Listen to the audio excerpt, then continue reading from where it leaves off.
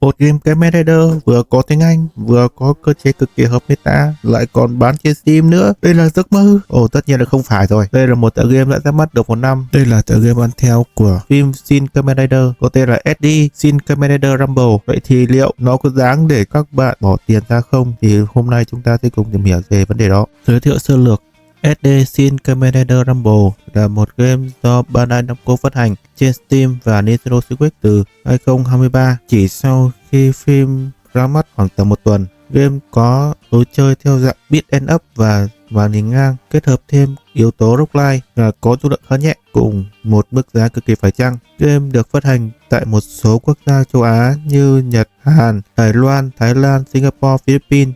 Tuy nhiên, Việt Nam lại không nằm trong danh sách này. Thêm nữa, game không được phát hành toàn cầu nên nếu không có IP thuộc những quốc gia kể trên thì các bạn cần phải phơi IP để có thể mua game trên Steam, hoặc các bạn sẽ cần phải mua băng game thông qua các đại lý. Hiện tại game đang được khuyến mại trên Steam, tuy nhiên như đã nói, các bạn sẽ cần phải phơi IP để mua được game, nên nếu các bạn có hứng thú với game thì hãy cân nhắc nhé. Lối chơi. Điều đặc biệt của game chính ở lối chơi của nó. Lối chơi của game nhìn thoạt đầu sẽ cực kỳ giống với các game Kamen Rider ở thập niên 90, độ khó cực kỳ cao kết hợp với số lượng quái cực kỳ đông đảo, kèm theo bộ đếm combo giống như các tựa game Musou đã xuất hiện trên PS4. Nhưng điểm đặc biệt ở đây chính là cơ chế roguelike đã được nhà sản xuất thêm vào. Theo đó, mỗi lần bạn nằm xuống thì sẽ có 2 đơn vị tiền tệ để các bạn có thể nâng cấp sức mạnh của Kamen Rider hiện có. Tất nhiên, vòng lặp này sẽ giống như các tựa game roguelike khác, đó là xuất phát từ căn cứ đi đánh quái, gặp kẻ thù mạnh, nằm xuống, quay lại căn cứ đánh quái, vân vân. Với vòng lặp này thì các bạn sẽ nhập tâm vào nhân vật hơn, cũng như tuần thục được các combo. Mặc dù các combo trong game thì không thật sự là phức tạp cho lắm, nhưng việc nó rất dễ bấm nhầm cùng với các đợt tấn công cực kỳ dày đặc của quân thủ cũng sẽ khiến cho các bạn sẽ có một tập trung hơn. Tất nhiên, cơ chế của game thì không thể nào so bì được với các tượng đài như Hades hay siêu song được. Khoan, siêu song có đâu nhỉ? Nhưng đây là một luồng gió mới mà game Kamen Rider chưa từng có. Thêm nữa, với giao diện game hiện tại đã có hoàn toàn bằng tiếng Anh nên việc hiểu và chơi game trở nên dễ dàng hơn rất là nhiều, đặc biệt là so với các game tiền nhiệm. Đồ họa. Trái với khung cảnh có phần tăm tối trong movie thì đồ họa của game khá là tươi sáng, vì nó mang hơi hướng của cái TV, như là có hơi hướng hoạt hình khá là rõ nét. Tuy nhiên, đây không phải là điểm trừ mà nó sẽ hợp với lối chơi của game hơn, cũng như nó sẽ giúp cho máy tính của bạn sẽ không cần phải gồng mình lên để có thể xử lý được những hình ảnh đồ họa không hề chân thực nhưng lại cực kỳ nặng nề cho máy. Nói chung, đồ họa ở mức ổn, và tuy bạn có thể không thích nhưng bạn sẽ không thể ghét nó được. Âm nhạc và lồng tiếng của game.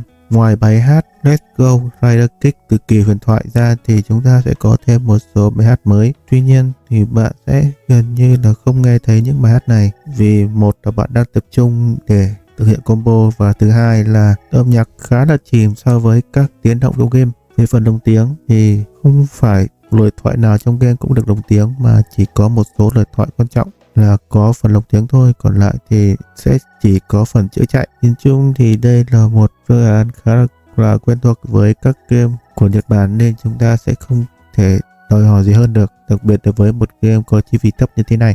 Tổng kết.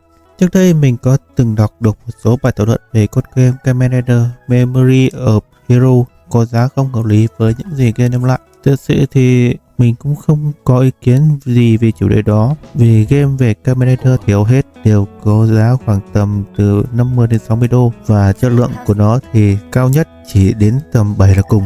Cũng không biết tranh cãi làm cái gì cho nó mệt. Khi biết thông tin về con game này thì mình cũng không quá mặn mà gì cho lắm, vì các bạn biết đấy, mà định kiến thì mình cũng đã có từ những con game trước rồi, nên mình cũng không quá quan tâm đến con game này. Tuy nhiên sau khi like tầm 1 tiếng và vẫn chưa qua được phần đầu tiên thì mình đã cần phải xem xét lại. Đây là một con game thật sự là rất hay và có giá trị chơi lại rất cao. Vì như các con game offline khác, mỗi lần chơi đều không giống nhau một chút nào. Bạn có thể nhặt được những búp cực kỳ mạnh nhưng cũng có thể là những thứ hoàn toàn không có giá trị gì. Tuy rằng không thể bằng được những con game nổi tiếng nhưng tất nhiên rồi, nếu có thì các bạn cũng có thể chơi tạm cũng được. Một điểm khá là đáng tiếc đó là DLC duy nhất của game có chứa các nhân vật cộng kèm trong thương hiệu Shin như Shin Godzilla, Shin Ultraman hay Evangelion hiện tại đã dừng phát hành từ ngày 23 tháng 12 năm 2023.